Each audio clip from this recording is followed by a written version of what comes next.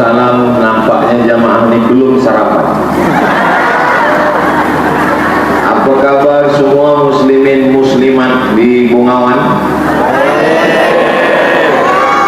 Alhamdulillahi Rabbil Alamin. Allahumma salli ala Sayyidina Muhammad wa ala ali Sayyidina Muhammad. Semoga kita semua mendapatkan syafaat Nabi Muhammad SAW. Amin ya Rabbal Alamin. Yang berhormat Datuk Sri Panglima Hanifah Haji Ahmad, yang berhormat Datuk Dr. Arifin Muhammad Arif, Datuk Penghulu, Datuk-datuk, datin-datin, muslimin muslimat, mukminin mukminat, hadirin hadirat yang belum berbini dan belum bersunat. Semua yang hadir ini insyaAllah dimuliakan Allah Subhanahu wa ta'ala. Amin ya Rabbal Alamin. Tajuk yang diberikan kepada saya adalah amanah menjaga negeri dan iman. Ada dua yang perlu kita jaga.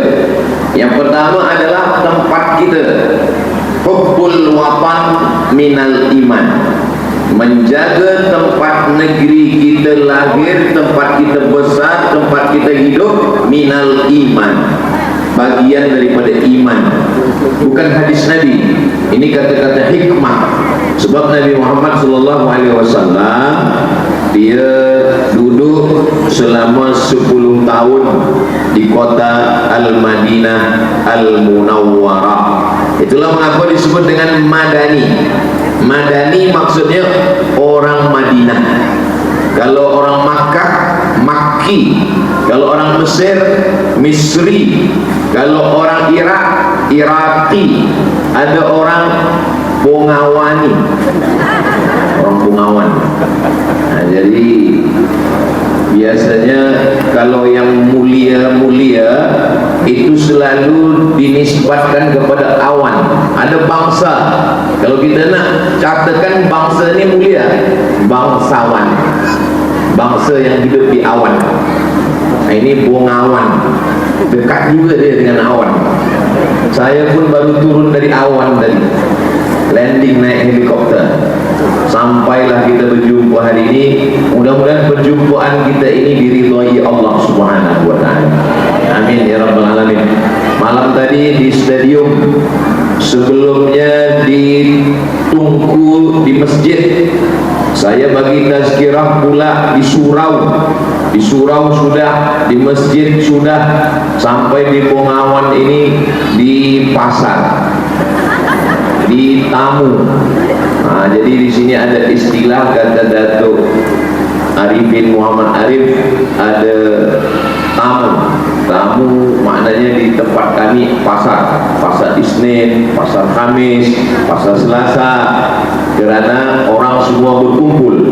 Nabi Muhammad SAW dia tidak hanya mengajarkan orang berzikir, baca Quran, sembahyang, puasa, tidak. Tapi dia membina untuk memperkuatkan ekonomi masyarakat. Dia juga buat tamu di kota Al-Madinah Al-Munawwarah.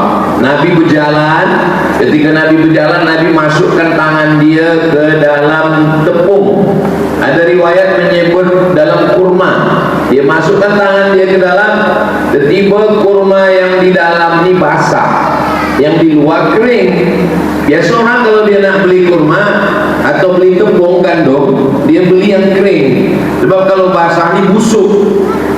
Bila Nabi masukkan tangan dia ke dalam, Nabi rasa di dalamnya ada basah. Lalu Nabi tanya, wahai peniaga, kenapa yang di dalam ini basah? Kenapa yang di luar ini kering? Kata peniaga menjawab, asabahul matar, kena hujan ya Rasulullah.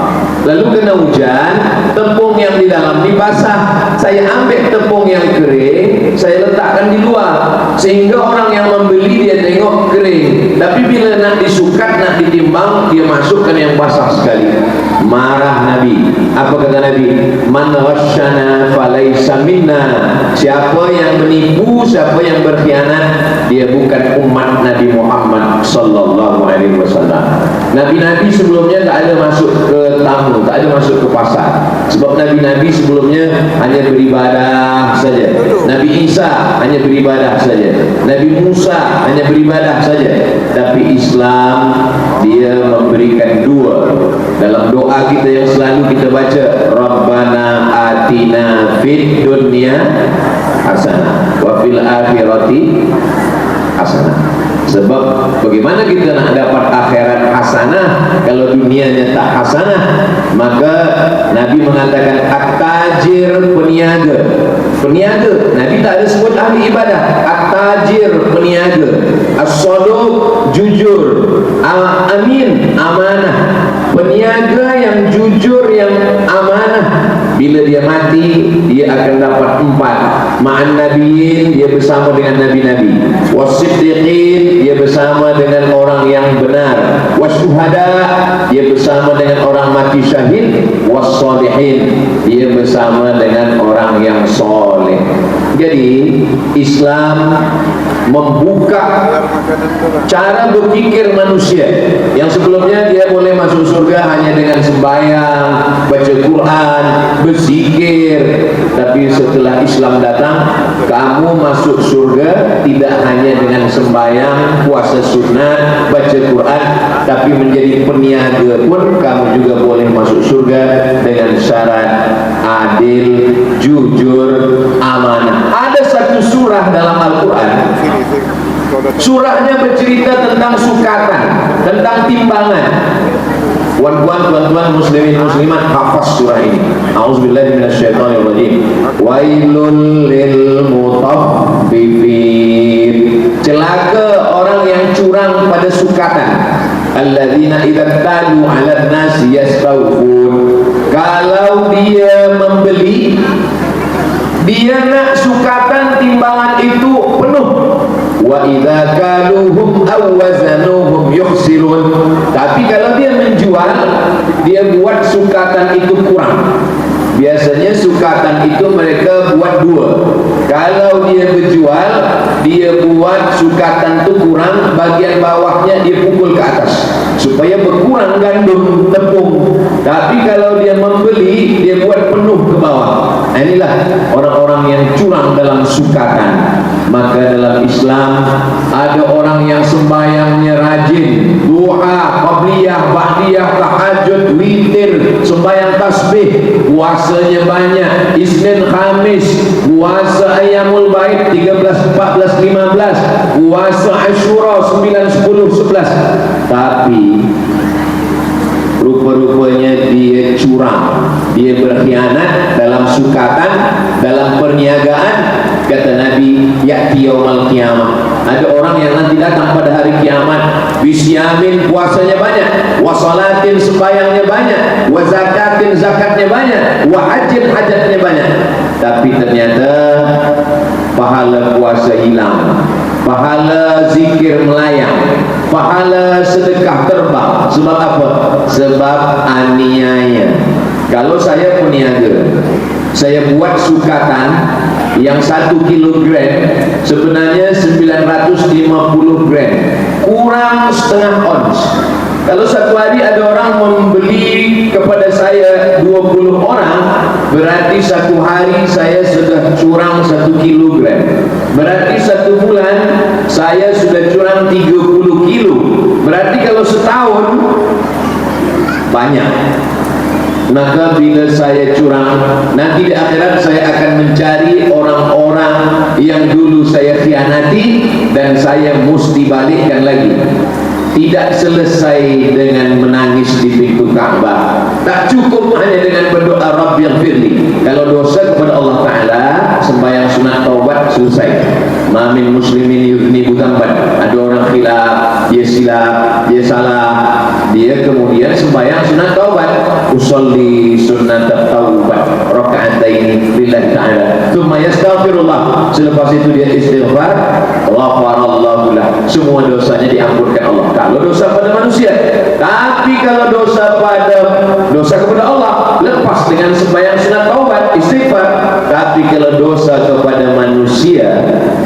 10 orang, 20 orang, di akhirat kita mesti mencari mereka dan belum tentu berjumpa di akhirat. Maka lebih baik minta maaf di dunia. Memang saya baru sekali ini datang ke Bungawan, tapi suara saya, video saya mungkin tiap-tiap hari datang kepada orang Bungawan, masuk ke dalam TikTok. Mungkin ada kata saya yang menyinggung perasaan, mungkin ada cakap saya yang merosakkan perasaan hati dia. Sudi mahukah orang-orang Bungawan memaafkan saya? Dari bunyinya macam marah. Saya cuma nak katakan, lebih baik minta maaf di dunia daripada mencari di akhirat. Bukan senang nak mencari orang Bungawan ni nanti di akhirat. Bila saya tanya nanti malaikat, wahai malaikat, di mana orang Bungawan, saya nak minta maaf. Kata malaikat, mereka sudah masuk ke dalam surga VVIP. Amin. Sebenarnya itu cara kita untuk mendapatkan amin dari mulut orang lain. Mungkin kalau doa saya tak dikabulkan Allah untuk diri saya sendiri, tapi kalau doa orang lain ke kita, dia doakan kita. Saya dari hari Khamis dari Kuala Lumpur, Pekanbaru ke Kuala Lumpur 50 minit flight. Dari Kuala Lumpur saya terus ke Sibu, dari Sibu ke Daru, dari Daru ke Muka, dari Muka ke Bintulu, dari Bintulu ke Miri, dari Miri ke Kota Kinabalu, dari Kota Kinabalu lupa dah, tak kemana-mana. Malam tadi pula kami di Lahad Datu. Selepas Lahad Datu, hari ini sampailah ke Bungawan. Dan ini last sekali, ini tazkirah yang last sekali. Selepas ini nanti kami akan ke Kuala Lumpur, dari Kuala Lumpur balik ke Pekanbaru. Jadi sebenarnya ini saya ni dah habis tenaga dah tak ada lagi, dah ibarat nak mengaji dah sadaqallahul azim. Saya fikir nanti di Bungawan ni saya tak boleh lagi bersuara kuat. Mungkin nanti di Bungawan ni saya tak ada cerita tentang dunia, saya hanya cerita tentang mati saja lagi. Marilah kita ingat mati. Semua kita akan mati. Rupanya bila sampai ke Bungawan, lupa pula pada mati. Sebab biasa orang kalau di masjid dia cerita mati, dalam surau dia biasa ingat membahaskan tentang kematian, tapi bila dah di pasar, di tamu, dia ingat kepada dunia.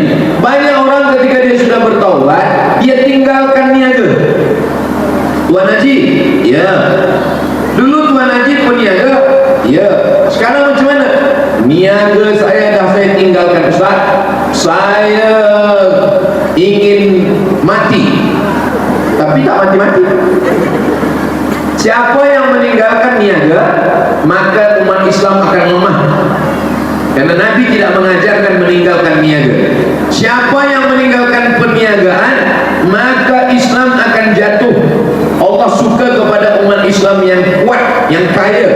Al-mu'minul qawi, orang muslim mukmin yang kuat. Kuat badannya, kuat imannya, kuat duitnya, kuat hartanya. Khairun, dia lebih baik. Wa ahabbu ilallah, lebih dicintai Allah. Minal mu'minid dha'if, daripada mukmin yang lemah. Apa kata Sayyidina Ali? Kada al-faqru ayyakuna kufran. Hampir saja orang fakir menjadi kafir. Fakir, kafir, tipis, setipis kulit bawang. Orang fakir, kalau dia lama-lama fakir, boleh jadi kafir. Maka orang Islam tidak disuruh menjadi fakir, dikhawatirkan dia akan jatuh menjadi kafir. Nah, jadi memang saya selama perjalanan dakwah, ziarah dakwah ini baru hari inilah. Dulu saya pernah dibawa oleh yang berhormat Datuk Dr. Arifin Muhammad Arif di Malang. Kita buat juga di jadi tamu di pasar juga di Mempakut masa itu. Tapi selepas itu saya dibawa hanya ke surau, ke masjid. Hari ini saya amat sangat senang sekali sebab banyak orang yang kadang dia tak nak pergi ke surau. Kenapa dia tak nak pergi ke surau dengan tazkirah? Sebab beberapa kawan dia pergi ke surau, 2 kali ke surau meninggal.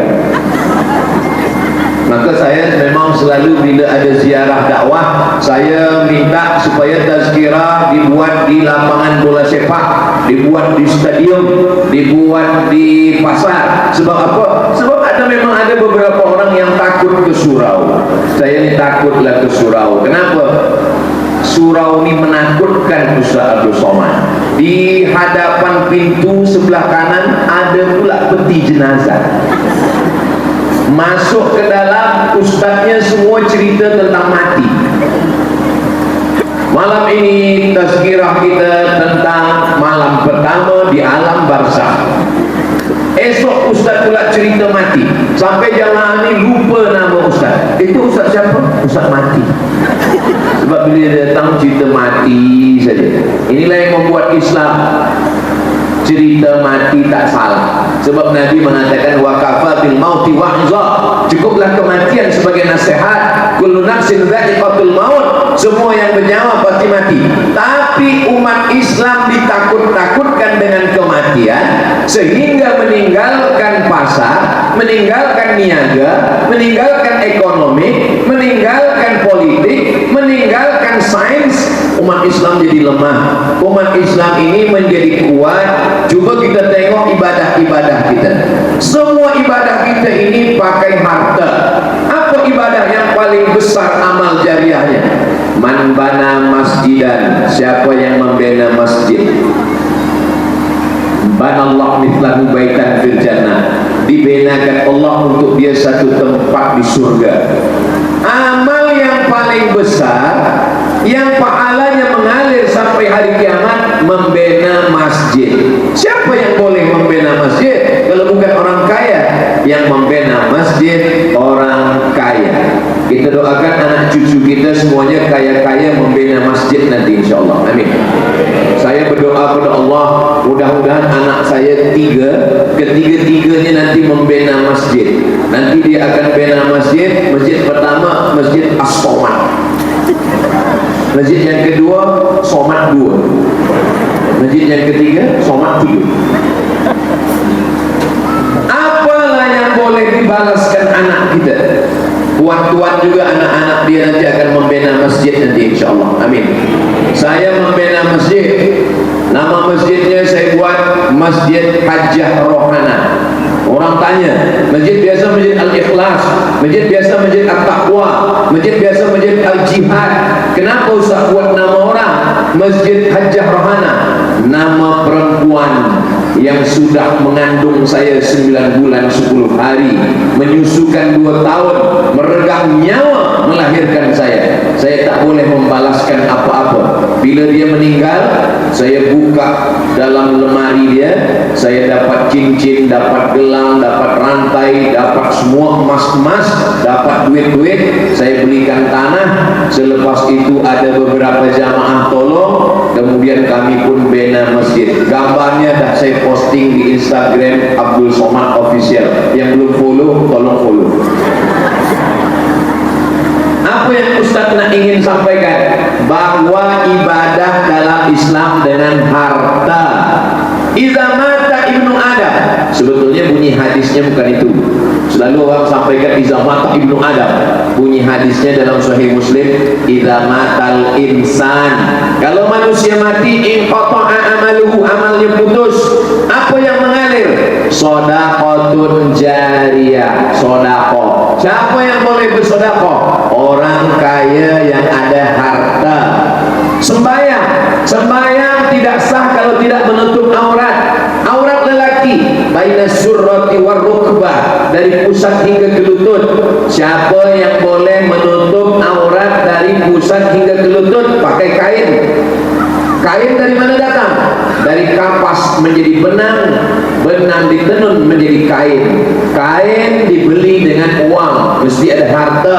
Puasa juga dengan harta. Mana puasa dengan harta? Puasa kan tahan makan, tahan minum, betul.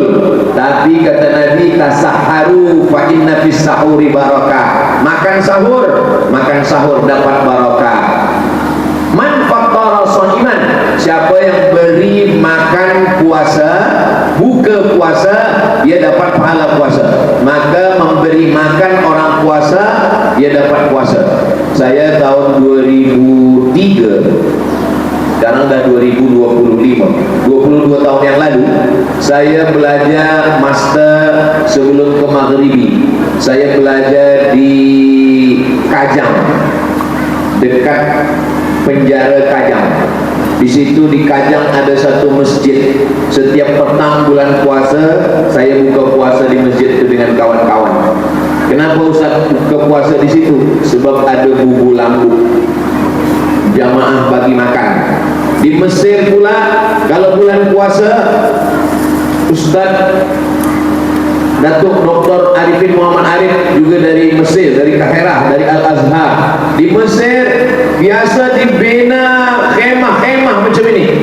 Ada di jalan itu dibuatkan kerusi dengan meja panjang. Biasa kalau dah pukul 6:30 azan maghrib, pukul 6 semua orang sudah ramai menunggu buka puasa. Mesir tak kaya macam Saudi Arabia.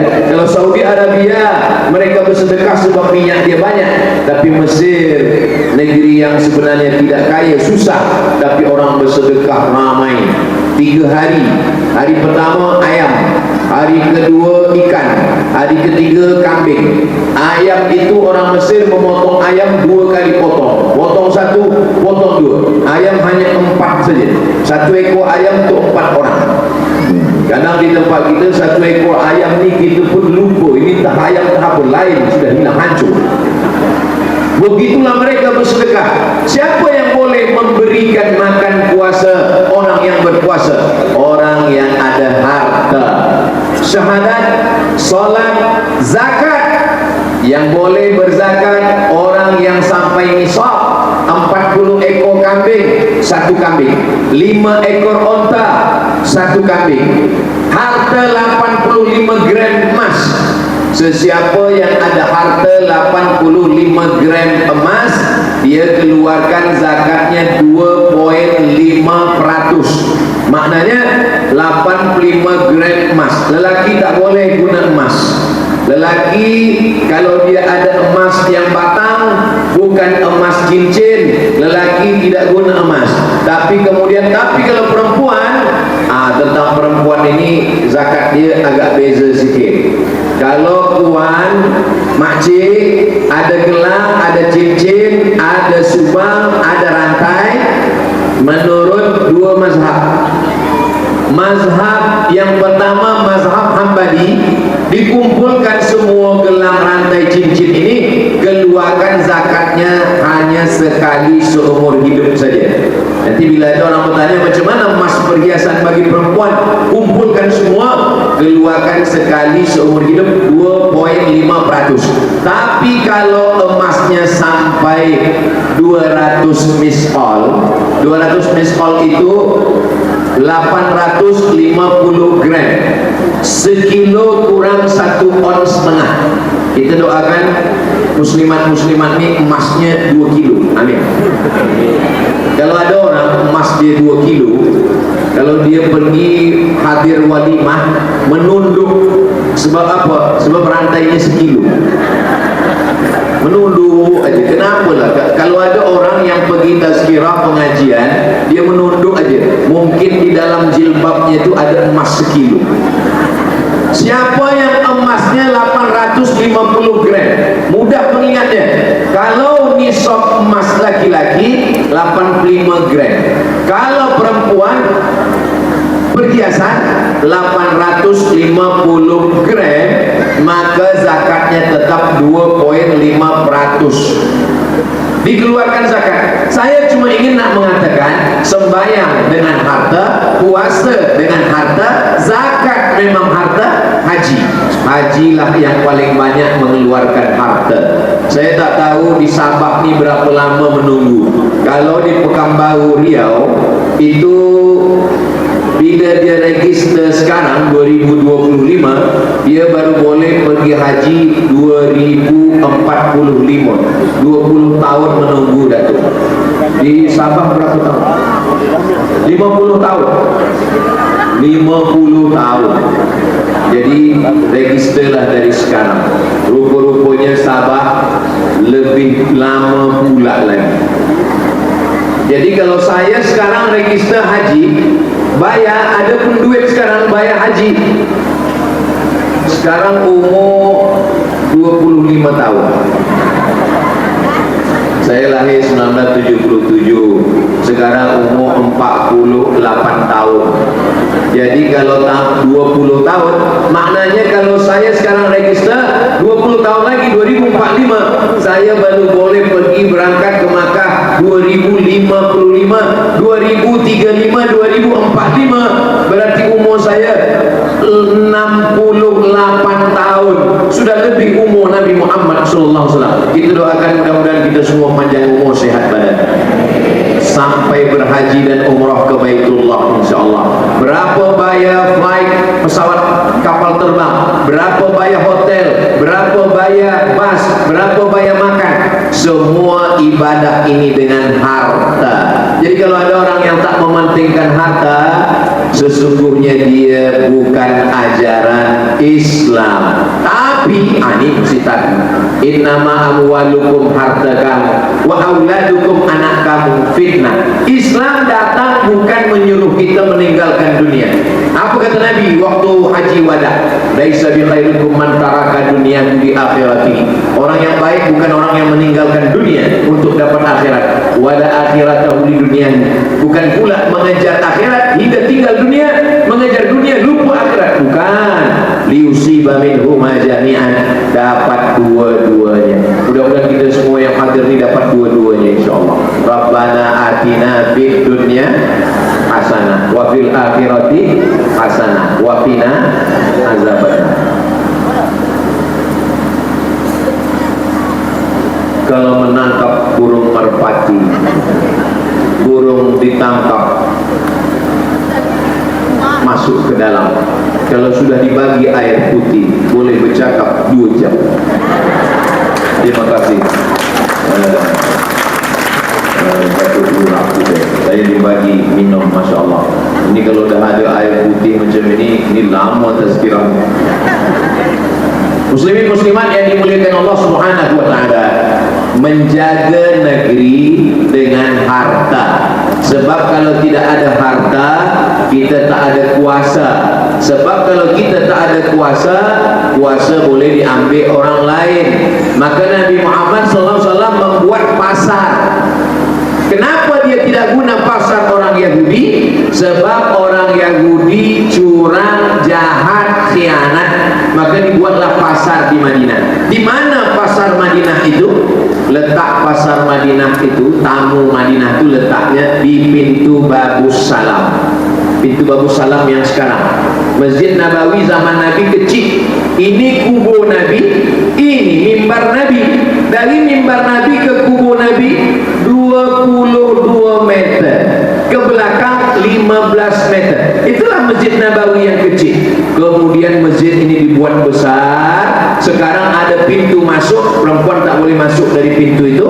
Yang masuk hanya lelaki. Namanya Babus Salam. Babus Salam itulah tempat masuk sekarang lelaki. Disitulah dulu pasar kota Madinah. Nabi pernah khutbah, tiba-tiba semuanya sibuk mengurus pasar pada hari Jumat. Itulah mengapa dilarang berniaga hari Jumat. Iza nudiya lis-salati min yaumil jum'ah, kalau sudah azan pada hari Jumat, fas'au ila dzikrillah, pergilah sembahyang Jumat, wadarul bai', tinggalkan perniagaan jual beli.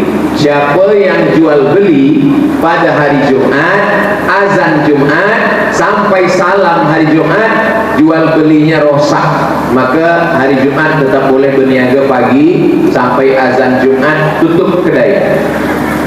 Khutbah Jumat, selepas khutbah Jumat sembahyang Jumat, selepas sembahyang Jumat baru buka balik. Begitulah supaya orang boleh sembahyang, tapi tidak boleh ditutup selama-lamanya. sebab Islam memberikan kita kesempatan mencari harta. Cuba tengok bacaan dalam sembahyang masjid, masuk masjid dengan selepas sembahyang keluar masjid. Masuk ke dalam masjid, bacaannya Allahumma ftahli abwaaba rahmatik, bagikan saya rahmatmu. Doa masuk masjid, Allahumma ftahli abwaaba rahmatik, bukakan saya pintu rahmat engkau ya Allah. Tapi doa keluar masjid beza. Doa keluar masjid tak minta rahmat. Allahumma inni as'aluka min fadlik, beri saya rezeki. Kenapa keluar masjid minta rezeki? Sebab bila keluar dari masjid terus ke pasar. Keluar dari masjid ke pasar, dia akan berniaga. Maka dalam Islam dikatakan, idza qudiyatis shalah, kalau dah selesai sembahyang, fantashiru fil ardh, bertebaranlah di atas muka bumi, wabtaghu min fadlillah, carilah rezeki karunia Allah Subhanahu wa taala. Dan bila kita baca sejarah Islam, yang membawa Islam ke negeri Melayu ni, yang disebut dengan negeri Melayu ni maksudnya adalah dari mulai ujung Aceh, Sumatera sampai ke Semenanjung, masuk ke Borneo, sampai ke Sulawesi, sampai ke Papua, itu semua dulu disebut dengan negeri Melayu. Semua negeri ini yang membawa Islam ke negeri ini adalah peniaga. Sebetulnya ini perlu diluruskan, sebab kalau dikatakan yang membawa Islam ini peniaga, maknanya dia jahil, dia tak tahu agama. Yang sebetul-betulnya adalah mereka ulama yang juga peniaga. Dia memang ulama tapi dia peniaga. Yang membawa Islam ke tempat kita ini bukan tentera. Kalau dia bawa Islam ini tentera, dia cabut pedang, siapa yang tak masuk Islam pancung kepalanya. Tapi Islam datang ke tempat kita dengan lemah lembut. Wa ma arsalnaka illa rahmatan lil alamin. Lemah lembut. Islam yang datang dengan kebaikan, sebab mereka berniaga. Ini ikan berapa, ini sayur berapa, lalu kemudian dia tunjukkan akhlaknya baik. Akhirnya orang yang ada di negeri ini pun bersyahadat, asyhadu an la ilaha illallah wa asyhadu anna muhammadan rasulullah. Begitulah mula-mulanya nenek moyang kita Islam, kerana peniaga-peniaga yang datang daripada Jazirah Arab, datang dari Taif, datang dari Hadramaut, datang dari berbagai negeri. Mereka singgah dulu ke India. Ada satu negeri di India itu yang mazhabnya, rasa-rasanya tak mungkin Islam yang datang ke negeri Melayu dari India, Ustaz Abu Somad. Kenapa tak mungkin? Sebab India mazhabnya Hanafi, sedangkan kita mazhab Syafi'i. Mana mungkin Hanafi jumpa dengan Syafi'i? Ada satu kawasan yang mazhabnya Syafi'i, namanya Gujarat. Orang dari Gujarat inilah yang datang ke tempat kita, peniaga-peniaga. Itulah kenapa kita tetap berislam mazhab Syafi'i. Datang lagi daripada Yaman. Yaman itu pun mazhabnya Syafi'i dan mereka peniaga-peniaga. Nabi Muhammad SAW pun juga peniaga. Nabi berjumpa dengan Khadijah, itu peniaga. Yang punya barang-barang, benda-benda ini Khadijah. Datanglah Nabi Muhammad SAW membawakan barang niaga, namanya sekarang disebut dengan mudharabah, bagi hasil. Misalnya tuan punya barang-barang tapi tak boleh menjualkannya, datanglah saya dengan beberapa belia menjualkan, nanti kita bagi untung. Itu disebut dengan niaga mudharabah, bagi hasil. Menikah Nabi dengan Khadijah sebab berjumpa dengan niaga. Ayah Nabi peniaga, istrinya peniaga. Ayah Nabi namanya Abdullah, meninggal umur 2 bulan Nabi dalam kandungan Siti Aminah dalam perjalanan berniaga ke Yathrib. Yathrib ini berubah nama menjadi Al-Madinah Al-Munawwarah. Nabi peniaga, istrinya peniaga, ayahnya peniaga. Bagaimana dengan atuknya Abdul Muttalib? Abdul Muttalib peniaga kaya, sehingga semua jamaah haji air minum dan makannya ditolong oleh Abdul Muttalib. Muhammad, anak Abdullah, anak Abdul Muttalib, anak Hashim, anak Abdi Manaf, anak Qusay. Qusay ini yang membina rumah besar. Ada rumah besar di Makkah namanya Darun Nadwah, rumah Nadwah, tempat berkumpul. Tempat berkumpul itu dibina oleh atuk daripada Nabi Muhammad, bernama Muhammad, anak Abdullah, anak Abdul Muthalib, anak Hashim, anak Abdi Manaf, anak Qusay. Qusay ini yang membina. Maknanya mereka keturunan orang kaya.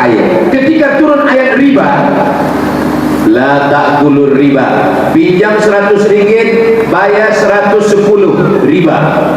La ta'kulur riba, jangan kamu makan riba, apa mudha'afah, berlipat-lipat ganda. Ayat riba turun, riba pertama yang diharamkan adalah riba Abbas. Siapa Abbas? Ayah Nabi Muhammad, lelaki adik-beradik saudara kandung 10, tapi yang masyhur yang kita kenal ada 5. Abdullah, lupa pula, Abdullah bin Abdul Muthalib, Abbas bin Abdul Muthalib, Hamzah bin Abdul Muthalib, Abu Lahab bin Abdul Muthalib. Ini semua anak-anak Abdul Muthalib peniaga. Abu Lahab peniaga dan Hashim peniaga, Abbas peniaga. Abbas inilah ayat pertama tentang riba. Maknanya mereka ini keluarga peniaga. Lalu orang menyatakan Nabi Muhammad itu miskin, susah. Kita tengok, ada orang India namanya Syekh Shafiyur Rahman Al-Mubarakfuri, menulis kitab sirah sejarah Nabi. Kata dia, Nabi menikah dengan Khadijah, maharnya 20 ekor onta. 1 ekor onta, cobalah cari berapa harganya di google.com. Maharnya 20 ekor onta. Maknanya mahal, maharnya tinggi. Saya sebenarnya segan nak cakap cerita mahar ni, sebab nanti saya takut pemuda-pemuda belia marah dengan saya. Sebab Ustaz Somad cerita mahar 20 ekor onta, Ustaz balik mahar di Bungawan naik sebab itu. Saya cuma nak cerita bahawa Nabi Muhammad itu menikah, mahar 20 ekor onta ditambah dengan beberapa auqiyah emas. Maharnya tinggi, besar, menghormati, memuliakan perempuan. Jadi sebenarnya yang susah adalah bukan Nabi Muhammad SAW, tapi umat Nabi Muhammad. Bila dinikahkan, engkau nikahkan, aku nikahkan engkau dengan anak saya dengan mahar mengajarkan surat Ar-Rahman. Menikah dengan mengajarkan Al-Quran tak salah. Saya bukan mengatakan nikah mengajarkan Quran ini salah tak salah, tapi perlu dipahami dengan baik. Kenapa mahar itu emas? Sebab kalau berlaku perceraian atau terjadi khulu atau terjadi mahar kembali, yang dikembalikan adalah dalam bentuk emas. Kalau menikah lelaki dengan perempuan, maharnya cincin emas, rantai emas, gelang emas, dia ada duit yang dipegang. Sebab zaman Nabi tak ada duit kertas, yang ada duit emas, namanya dinar. Jadi ada yang dipegang untuk buka bisnis usaha, untuk berniaga. Tapi kalau tentang menikah mengajarkan ayat Quran, memang ada hadisnya. Ketika Nabi SAW sedang tegak berdiri, tiba saja tegak seorang perempuan. Apa kata perempuan itu? Inni wahabtu laka nafsi, saya memberikan diri saya pada engkau ya Rasulullah. Tapi Nabi terus saja bercakap. Dia memberikan dirinya kepada Nabi. Nabi macam tak ada peduli, Nabi terus bercakap. Lalu kerana dia tetap tegak, tegaklah seorang lelaki. Kata lelaki itu, ya Rasulullah, kalau engkau tak mahu, nikahkan sajalah dengan saya. Lalu kemudian Nabi bertanya, alhamdulillah sampai sekarang belum ada lagi yang macam ini terjadi. Lalu kemudian kata Nabi, kamu mau menikah dengan dia? Iya. Iltamis walau khataman min hadidin. Pergi balik ke rumah, cari maharnya. Dia cari ke rumah, mahar tak ada. Cuba cari kain, cincin besi ada, cincin besi pun tak ada ya Rasulullah. Kain ada, kain ada satu ya Rasulullah. Nak buat mahar? Iya. Kalau kain satu dipakai istri kau, nanti kau sembahyang pakai apa? Kata Nabi. Lalu kemudian dia pun diam, malu, dia pun balik. Karena dia malu, tak jadi nikah, dia pun balik. Nabi panggil dia. Kata Nabi, sini sekejap. Hal ma'aka minal Quran? Engkau ada hafaz Quran? Rupanya Quran pun tak pula hafaz semua. Surah kada, surah kada, surah kada. Saya ada hafaz surah ini, surah ini, surah ini. Nabi menikahkan dia. Itulah akad dengan mengajarkan Quran. Zawwajtukaha bima ma'aka minal Quran. Saya nikahkan engkau dengan dia dengan mengajarkan Al-Quran. Menikah dengan ayat Quran bagus. Kalau ada sekarang orang belia-belia kita, penuntut-penuntut kita hafaz Quran dari pondok, rumah tahfiz Quran, madrasah tahfiz Quran, lalu ayah mertua, aku nikahkan engkau dengan anakku dengan mengajarkan surah Ar-Rahman. Biasanya orang bertanya sekarang kerana banyaknya hafaz Quran, menantu ingin hafaz Quran. Siapa nama kamu? Nama saya Al-Kautsar. Baca surat Al-Kautsar. Inna a'tainakal kautsar. Siapa nama kamu? Nama saya Imran. Baca surah Al-Imran. Oh, panjang tu ayat betul. Nama saya memang Imran, tapi sehari-hari dibaca kulhu. Bacalah kulhu. Kulhu Allahu ahad, Allahu samad. Mengajarkan Al-Quran untuk mahar sah. Tapi kalau terjadi sesuatu, dia tak boleh dibalikkan sebab dia bukan dalam bentuk benda. Kenapa dalam Islam ada mahar? Ada lelaki, ada perempuan, ada wali, ada dua saksi, ada ijab, ada qabul, ada mahar. Kenapa mesti ada mahar? Sebab jadi modal untuk usaha hidup. Islam tidak mengajarkan kita duduk berpangku tangan untuk menjaga negeri. Mestilah umatnya kuat sebab dia tidak boleh dijajah. Penjajahan zaman dulu adalah penjajahan politik, tapi penjajahan zaman sekarang penjajahan ekonomi, penjajahan dengan benda, penjajahan dengan uang. Itu maka siang ini tajuk kita dua tanggung jawab. Yang pertama, tanggung jawab menjaga negeri. Yang kedua adalah tanggung jawab menjaga iman. Iman yang ada dalam diri kita ni kita jaga. Bila kita ni sudah dapatkan iman, iman ini kalau kita sudah balik, belum, sebelum kita balik, sebelum masuk ke dalam rahim ibu kita, ketika itu kita masih dalam bentuk roh. Saya dalam bentuk roh, muslimat dalam bentuk roh, muslimin dalam bentuk roh.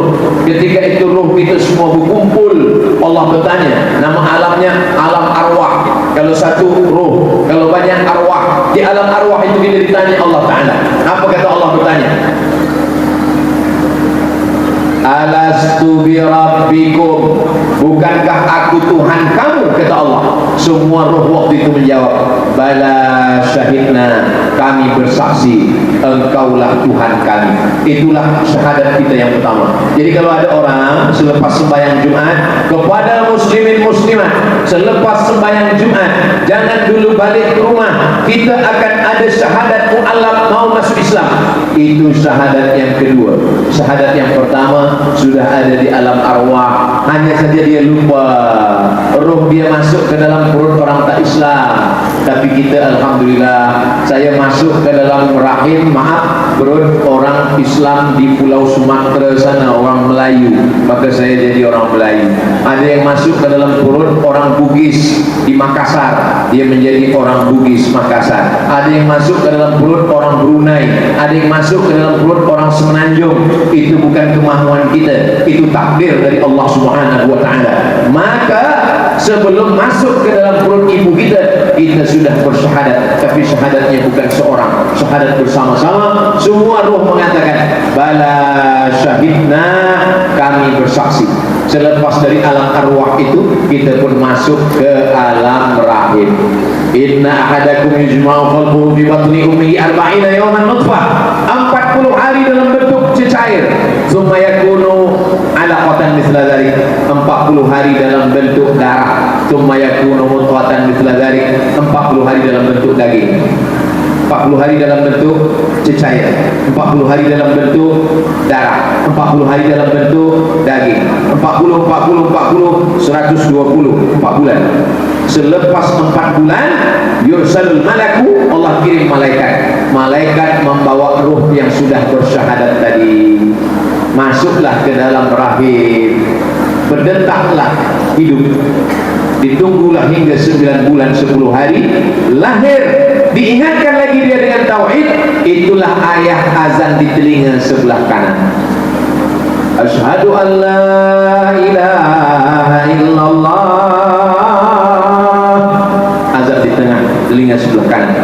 Dan kemudian diingatkan lagi, subuh ingat, zuhur ingat, asar ingat, maghrib ingat, isya ingat. At-tahiyatul mubarakatuh salawatut thayyibatu lillah. Assalamualaikum ayuhan nabi wa rahmatullahi wa barakatuh. Wassalamu alaina wa ala ibadillahis shalihin. Asyhadu an la ilaha illallah. Berapa kali kita ulang syahadat sehari? Kita hitung, kita kira sama-sama.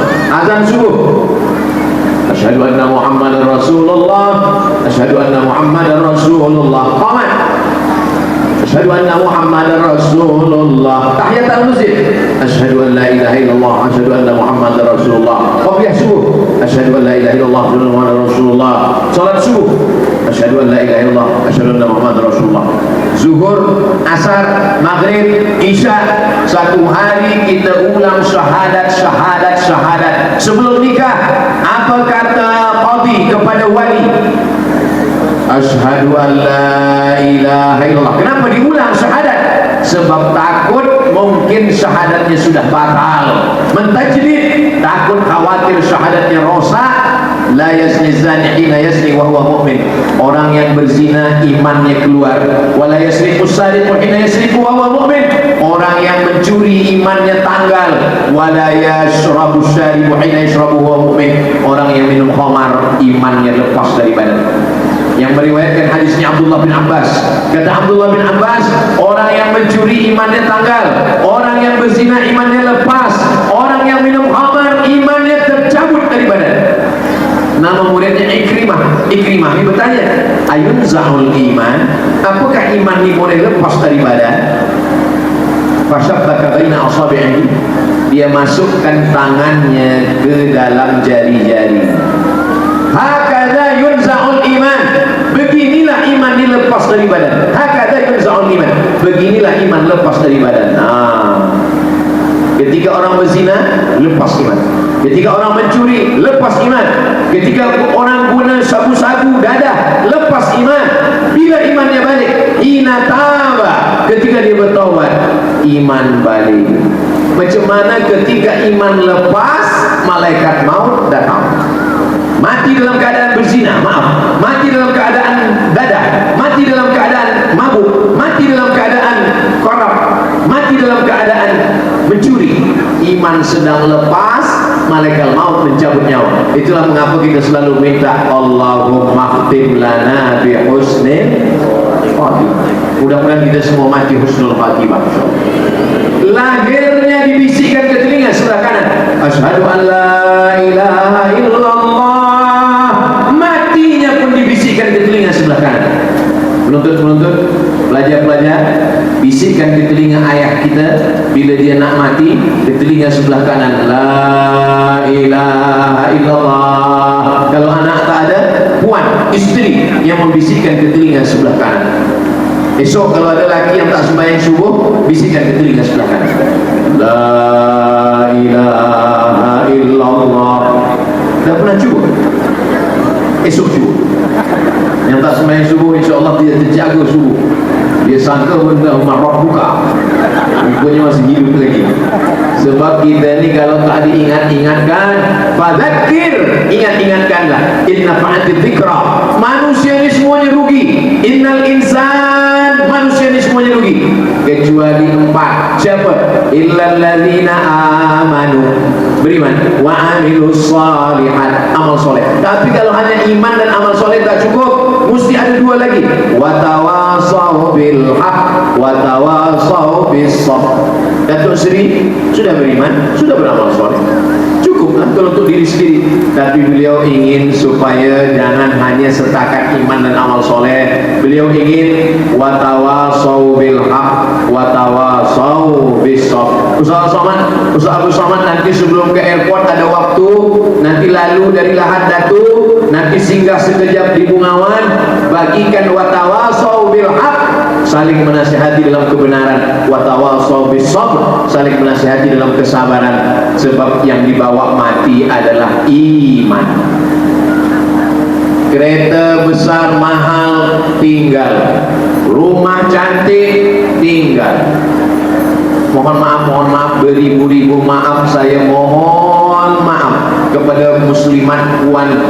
Kalau boleh saya bertanya, boleh? Kalau suami meninggal, puan ikut apa tidak? Memang kadang kejujuran itu menyakitkan. Datuk Seri, jangan jemput lagi Ustaz Abdul Somad ke Bungawan. Dia hanya merusakkan cinta kasih kami. Saya bertanya pasal ini bukan saya nak rosakkan hubungan puan dengan tuan, muslimin dengan muslimat, bukan. Saya cuma nak ingatkan bahawa kita semua akan meninggalkan dunia. Yasma'ul mayyita salasun, yang mengiringi mayat hanya 3 sahaja. Yang pertama mal, kereta, motosikal, semua mengiring, tapi hanya sampai tempat parking. Yang kedua, ahluhu, anak, menantu, cucu, kawan, sahabat, jiran, tapi hanya sampai ke tepi liang kubur. Yang masuk ke dalam tinggal 1. Yarji'usnani, yang 2 balik ke rumah, kereta balik, bini balik, anak balik. Waya baqa wahidun, yang tinggal 1. Apa dia? Wa amaluhu, amal. Dan amal pun tak ada makna kalau tidak ada iman. Itulah mengapa kita afdalul zikri fa'lam annahu la ilaha illallah. Selepas la ilaha illallah, la ilaha illallah, la ilaha illallah, la ilaha illallah Muhammadur Rasulullah sallallahu alaihi wasallam. 3 kalimat haqqin 'alaiha nahya, dengan itu kita hidup. Wa 'alaiha namutu, dengan itu kita mati. Wa biha nub'atsu, dengan itu nanti kita akan dibangkitkan di padang mahsyar. Dengan itu juga nanti kita akan masuk ke dalam surga. Mudah-mudahan kita semuanya mati dalam keadaan la ilaha illallah Muhammadur Rasulullah. Jangan menderhaka kepada ibu bapa, dikhawatirkan mati su'ul khatimah. Jangan menderhaka kepada ulama, dikhawatirkan mati su'ul khatimah.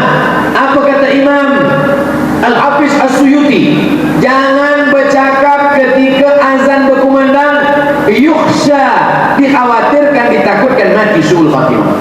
Makanya kalau ada azan, jangan bercakap, kita jawab asyhadu an la ilaha illallah, asyhadu an la ilaha illallah. Kalau ada kawan bercakap di sebelah, macam mana kabar, macam mana? Asyhadu an la ilaha illallah, asyhadu anna Muhammadar Rasulullah. Jangan lupa selawat, Allahumma sholli ala sayyidina Muhammad wa ala ali sayyidina Muhammad. Sebab orang yang bakhil, orang yang disebut namanya tapi tidak mau berselawat kepadanya. Itulah maka sebelum azan semuanya bagi peringatan. Innallaha wa malaikatahu yusholluna 'alan nabi ya ayyuhalladzina amanu shallu 'alaihi wa sallimu taslima. Selama azan jangan bercakap. Kalau pun nak bercakap juga, mana suami awak? Selepas azan baca doa wasilah. Allahumma rabb hadhihi da'wati tammah was salatil qa'imah ati sayyidina Muhammadan al wasilata wal fadilah wasyarafa wad darajatul 'aliyah rafi'ah wa ba'athu Allahumma maqaman mahmudan alladhi wa'adta innaka la tukhliqul mi'ad wajabat lahu syafa'ati. Dan wajib dia dapat syafaat. Saya tak hafaz Ustaz. Tak hafaz? Ya. Gerakkan aja pun. Cubalah print, cari di Google doa selepas azan. Ada dapat? Pilih image, lepas print, letakkan di dekat peti sejuk.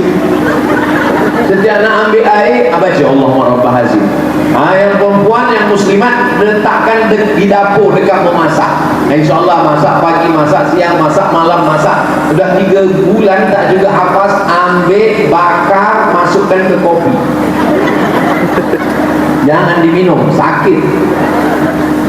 Kita tidak pernah menghafaz Al-Fatihah. Saya tak pernah menghafaz Al-Fatihah. Tak Tak pernah saya menghafaz Al-Fatihah Bismillahirrahmanirrahim, tak pernah menghafaz ayat kursi, tak pernah menghafaz kulhu. Kenapa kita boleh hafaz? Kerana selalu didengar. Itulah kenapa kita mesti bawa anak ni, selalu bawa ke masjid, bawa ke surau, menjaga iman. Iman tak boleh diwarisi, iman tak boleh diwariskan. Nabi tapi anaknya tak beriman. Ya bunayya, wahai anak saya, irkab ma'ana, mari naik ke atas sampan ayah. Anak tak beriman. Nama anaknya Kan'an, nama ayahnya Nuh. Anak tenggelam. Sa'awi ila jabalin ya'simuni minal ma'. Itulah kenapa kita selalu doa, Rabbi habli minas sholihin, Rabbi habli minas sholihin, Rabbi habli minas sholihin. Mudah-mudahan anak cucu kita hingga hari kiamat tidak ada yang murtad, semuanya dalam keadaan muslim. Berjumpa kita di dunia dan kita nanti akan bersama lagi di surga insyaallah. Amin ya rabbal alamin. Jaga iman dengan sembahyang berjamaah. Jangan sampai masjid tak ada orang sembahyang. Kalau sampai di masjid tak ada orang azan, tak ada orang iqamat, tak ada orang sembahyang, masjid kosong, istahwadat alaihimus syayatin, satu negeri itu dikuasai setan. Jangan heran orangnya kesetanan. Kenapa? Karena meninggalkan sholat berjamaah. Saya yakin dan percaya bahwa di Bungawan ini sholat berjamaah terjaga sampai hari kiamat nanti insyaallah. Dari mana Ustaz tahu? Sebab imam-imamnya dah ready semua. Penuntut-penuntut kita daripada tahfiz Quran.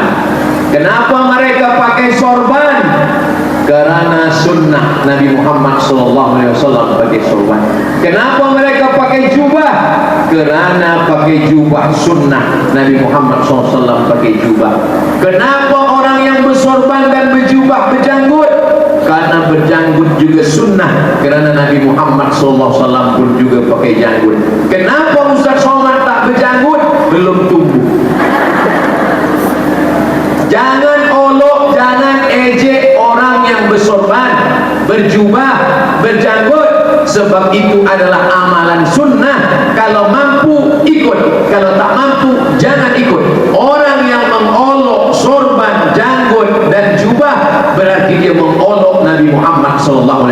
Orang yang mengolok Nabi Muhammad maka rosaklah akidahnya. Sebab akidah kita yang akan ditanya dua, asyhadu an la ilaha illallah wa asyhadu anna muhammadan rasulullah. Sekarang ni banyak orang mengolok-olok. Bila ada orang yang berjanggut, dia olok. Kau dulu waktu kita sama-sama berkawan belum berjanggut, ini baru 2 hari sembahyang dah berjanggut. Aku tengok kau macam kucing, aku tengok kau macam kambing, kata dia. Engkau sangka orang yang kau ejek ni tak boleh membalas kan? Dia boleh membalas. Dia juga punya akal, dia juga punya lidah, tapi dia punya hati dan punya iman. Dia tak balas. Bila engkau olok, dia diam saja. Sebenarnya kalau dia nak balas, dia boleh. Engkau kata aku berjanggut kambing, iya. Engkau tak berjanggut anjing. Dia sebenarnya boleh membalas, tapi dia menjaga lisannya. Dia sedang mengamalkan sunnah Rasulullah SAW. Maka ada yang pakai hijab, pakai tudung, elok. Ada yang pakai niqab, pakai hijab, pakai tutup muka. Guna tutup muka juga elok. Jangan diolok, jangan diejek. Sebab apa? Sebab ini juga bagian daripada ajaran Islam. Yang tudung labuh elok. Kalau yang bertudung berkelahi dengan yang tak bertudung, kalau yang bertudung panjang berkelahi, berikhtilaf, bertelakah, bertikai dengan yang pakai cadar, yang gelap, yang tak berbaju. Kalau antara kita yang berjubah dengan yang bercelana, yang pakai kain, ikhtilaf, yang ketawa adalah orang yang tak suka pada Islam. Islam ini agama yang tidak hanya mengajarkan kita bersaudara sesama Islam, tapi jiran, kawan, sahabat kita yang tak Islam, kita juga disuruh bersaudara. La yanhakumullahu 'anil ladzina lam yuqatilukum fid din wa lam yukhrijukum min diyarikum. Kalau mereka tidak memerangi kamu, yang tak Islam tidak membunuh kamu, tidak menghalau kamu, balas dengan dua. Antabarruhum, buat baik pada mereka, wa tuqsitu ilaihim, bersikap adil pada mereka. Tengok hebatnya Islam. Kalau dia tidak perangi kamu, dia tidak halau kamu, kamu boleh balas dengan dua. Kamu boleh buat baik dan kamu bersikap adil. Jangan kerana banjir, sungai naik air, hujan lebat, ada orang tenggelam, kalau kita tengok ada orang nak tenggelam, kita ambil tangannya, kita tolong. Bukan kita tanya, agama kau apa? Islam, aku tolong. Kau tak Islam, tidak, matilah. Bukan ajaran Islam. Islam kalau dia tolong, dia tak tanya agama, dia tolong saja. Selepas itu baru doakan dapat hidayah. Mudah-mudahan orang yang belum dapat hidayah insyaAllah, amin. Tapi orang yang tak Islam, kita sudah ada pasal yang dibuatkan Nabi, wala ana abidun ma'abattum wala antum abidun ma'abud lakum dinukum. Kadang orang ini mengajak orang masuk Islam dengan lidahnya, mengajak masuk Islam dengan cakapnya. Orang masuk Islam bukan kerana lidah kita, tapi kerana akhlak kita. Imam Al-Hasan Al-Basri berjiran tetangga dengan orang tak Islam. Suatu ketika Imam Al-Hasan Al-Basri demam, sakit. Datang jiran dia yang tak Islam ni, ketuk pintu, dia masuk, dia tengok Imam Hasan Al-Basri tak ada di bilik tamu. Dia tanya, mana Hasan Al-Basri? Hasan Basri ada dalam bilik tidur sebab dia tak boleh keluar. Tetamu dia yang tak Islam ni masuk ke dalam bilik tidur dia. Rupa-rupanya Imam Hasan Basri memang demam berat, tak boleh keluar. Di sudut bilik dia ada bejana menampung air dari atas. Jiran dia bertanya, Hasan Basri, iya, air apa ni? Saya tak tahu. Air ni dari menetes dah lama. Lah berapa lama kau tampung air ni? Isruna sana, 20 tahun. Kata dia, kalau saya tak silap, ini air tandas saya. Ke bilik engkau dah 20 tahun engkau tampung, kau tak pernah komplain, kau tak pernah marah, kau tak pernah mengamuk. Agama apa yang mengajarkan engkau lembut macam ini, Hasan Basri? Saksikanlah wahai Imam Al-Hasan Al-Basri. Imam Hasan Basri ini tabi'in, Nabi, sahabat, tabi'in di Basrah, Irak. Saksikanlah wahai Imam Al-Hasan Al-Basri. Asyhadu an la ilaha illallah wa asyhadu anna Muhammadan Rasulullah. Orang masuk Islam bukan kerana cakap kita, orang masuk Islam bukan kerana lisan kita, tapi orang masuk Islam kerana kelembutan akhlak kita. Maka kedatangan Nabi, innama bu'istu liutammima makarimal akhlak. Tadi saya mula tazkirah ni pukul 10 suku, sekarang dah pukul 11 suku. Di mana-mana saya tazkirah memanglah 60 minit sesuai dengan yang tertulis di tempat minum 600 ml. Sebenarnya kalau airnya sikit macam ni 30 minit saja. Tapi di Bungawan ni Masya Allah, rasa-rasanya kalau saya tazkirah sejam lagi masih sanggup? Masih kuat? Saya tak sanggup. Itulah yang boleh saya sampaikan pada kesempatan yang baik. Cakap saya ni boleh dipahami, boleh didengar. Mudah-mudahan diamalkan menjadi amal jariah buat kita semua insyaAllah. Yang susah-susah tangkap, yang tak faham, boleh ulang balik. Yang saya sampaikan ni boleh diulang balik, nanti ditengok di channel Ustaz Abdul Somad Official. Jangan lupa subscribe, like, share, and comment. Terima kasih segala perhatian. Mohon maaf segala kesilapan dan kesilapan. Kalau ada cakap yang salah tak berkenan, saya mohon 10 jari 11 dengan kepala, berikanlah kemaafan. Semoga keluarga kita semuanya sakinah mawaddah warahmah, anak cucu kita soleh dan solehah, kekal abadi hingga ke jannah bersama Rasulullah sallallahu alaihi wasallam. Di akhir majlis saya tutup dengan pantun penutup, menangkap puyuh di Bukit Selasih. Thank you dan terima kasih. Wassalamualaikum warahmatullahi wabarakatuh.